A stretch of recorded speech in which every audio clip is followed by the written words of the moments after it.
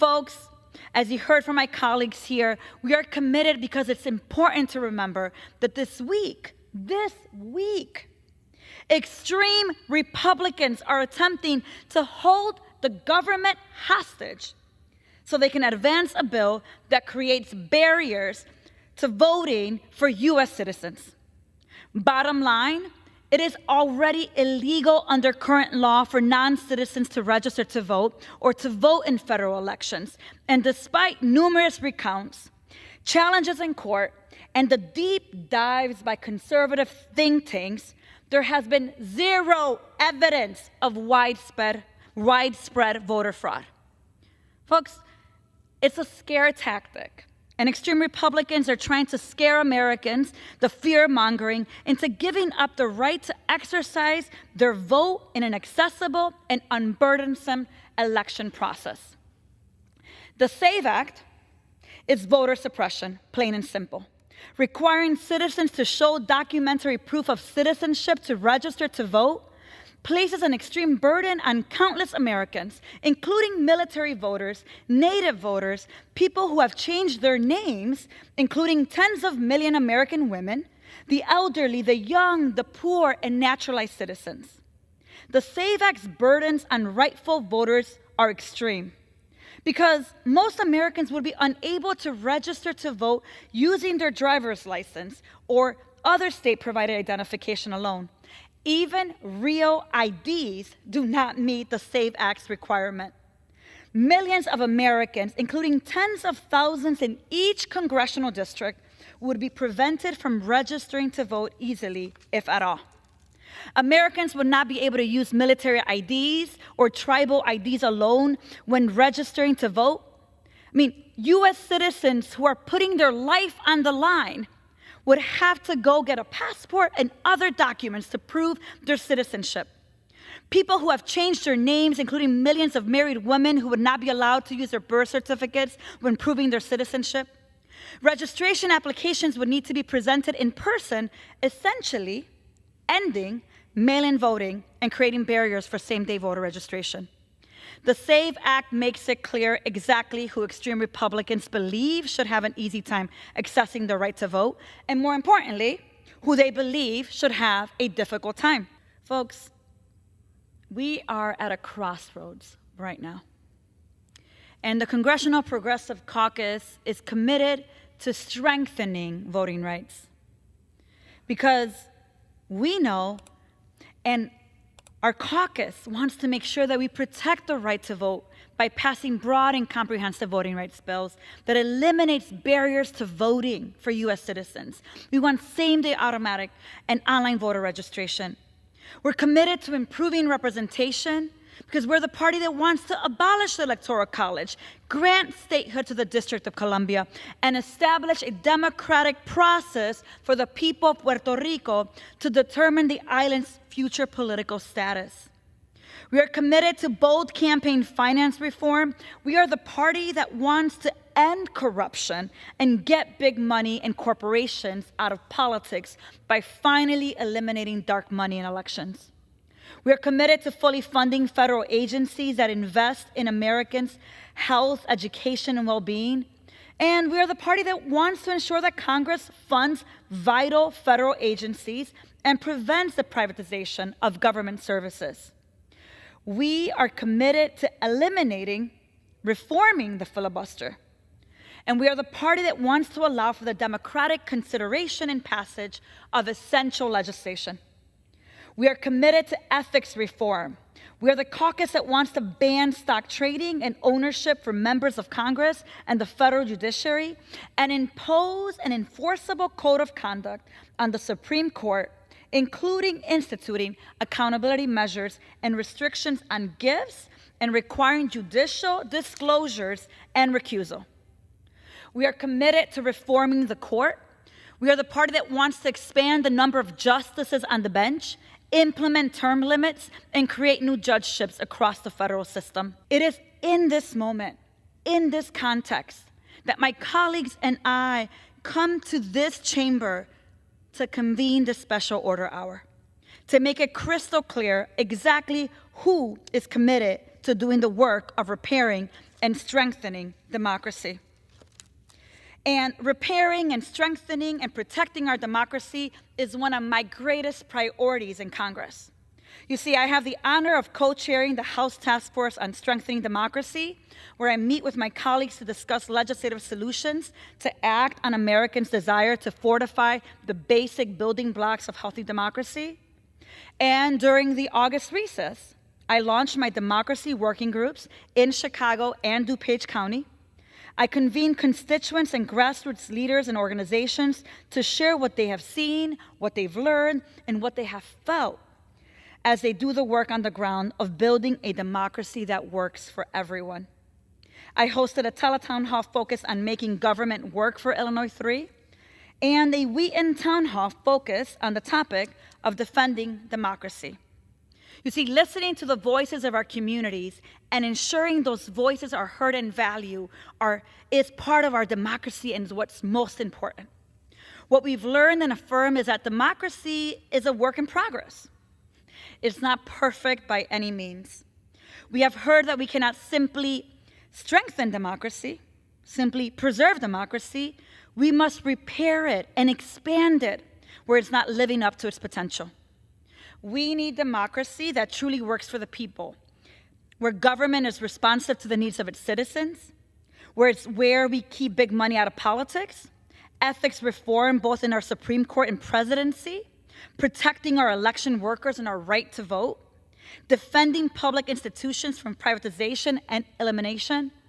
And that's why I'm so proud to co-sponsor numerous substantial pieces of legislation across the broad aspects of democracy and good governance, including bills like the Freedom to Vote Act by Congressman Sarbanes and the John Lewis Voting Rights Act by Congressman Sewell, which must be among the first bills we take on in the 119th Congress. And as I wrap up in a few minutes our special order hour, I do want to talk about some of the movers and shakers that are helping do this work, repair, strengthen, and protect our democracy. And to do so, I want to start by recognizing an organization that serves the state of Illinois, led by one of my constituents, Mary Ellen Daniels. And she's improving access to information, amplifying the voices of young people, and breaking down barriers to their participation. Illinois Democracy Schools Network is a vital initiative committed to educating the next generation about the civic process. The growing network of middle and high schools is dedicated to expanding civic learning opportunities across Illinois, particularly in schools serving students of color, to ensure all students are prepared to meaningfully participate in public life. By creating high-quality learning experiences, the Democracy Schools Network helps foster, inform, activate, and provide equitable civic engagement among young people. On behalf of Illinois 3rd Congressional District, I do want to thank the Illinois Democracy Schools Network for nurturing the foundations of our democracy. And folks, free and fair elections are the cornerstone of our democracy. And it's why I co-sponsored and co-sponsoring several pieces of legislation that protects and expands ballot access, as we just talked about. But I do want to go into H.R. 11 a little deeper. Expanding voter registration and voting access prohibits voting roll removal, establishes Election Day as a federal holiday, and enacts other voting rights and election reforms. H.R. 14, the John R. Lewis Voting Rights Advancement Act, strengthens voting rights by expanding and strengthening government's ability to respond to voting discrimination. Defending the right to vote is defending our communities. Let me say that again. Defending the right to vote is defending our communities. And so I will continue resisting and challenging any attempt from extremists in our government to undermine our democracy and erode our rights. We all have a role to play to get engaged, to register people to vote, to serve as election judges, to combat misinformation, and we have to fight for the democracy that we deserve. And there's an organization that's been doing this work around the clock, defending democracy, and that is Midwest Voting Rights Program of the Chicago Lawyers Committee for Civil Rights. This vital initiative focuses on ensuring fair access to the vote and upholding election laws. Through their election protection program and litigation, they provide critical resources on Election Day. They partner with incarcerated and returning community members to expand voting rights. They ensure racial equity in redistricting. And they defend civil rights and advocate for equitable election laws in Illinois and Indiana. A notable leader in this work is Clifford Helm, senior counsel for the program and a proud constituent of Illinois' 3rd Congressional District. Thank you, Clifford and Chicago Lawyers Committee for Civil Rights, for your dedication to eliminating barriers to voting and enhancing civic participation, especially in marginalized communities. We also need organizations that create and provide citizen tools to hold our officials accountable. And that's why I'm proud to recognize Indivisible, a grassroots movement dedicated to strengthening our democracy through education and civic engagement.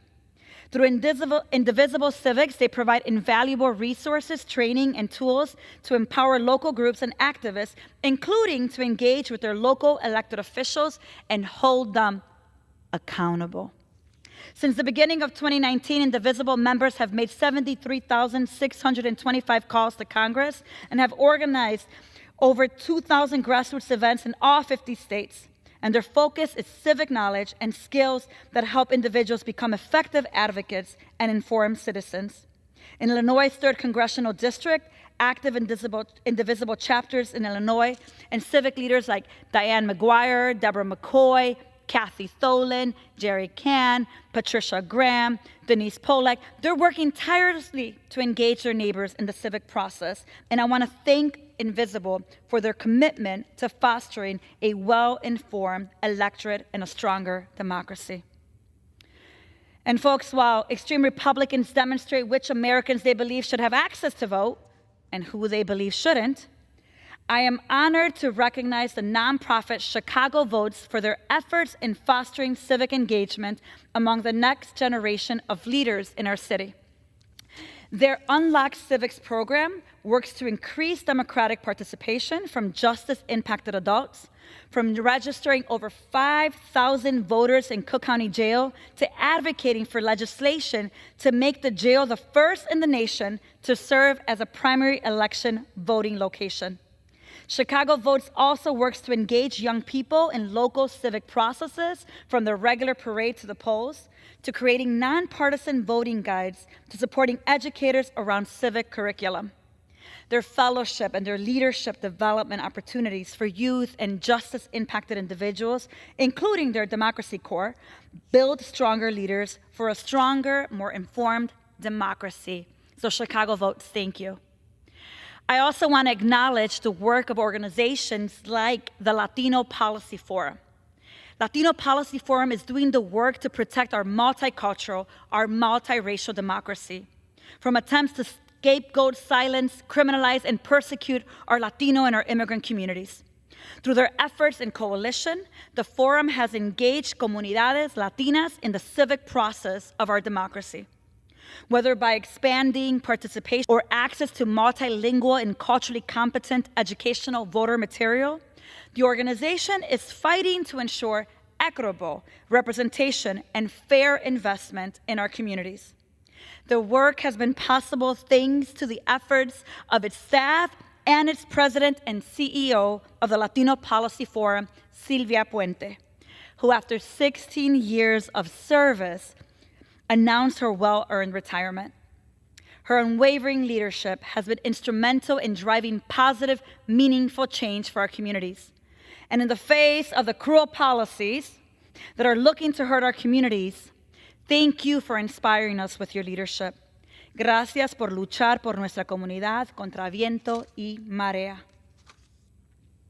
And so, as I wrap up here, I want to thank all my colleagues who joined tonight's Progressive Caucus Special Order Hour. And I want to end with this. I am the product of community organizing. I am the product of a movement that continues to fight for what is right, even when the attacks just keep coming, and even in the face of fear, even in the face of loss and hardship. We are and have been a nation at a crossroads. We say we are facing an existential crisis, but the truth is that we've been facing this crisis for a very long time. This country has consistently faced a crossroad: to choose fear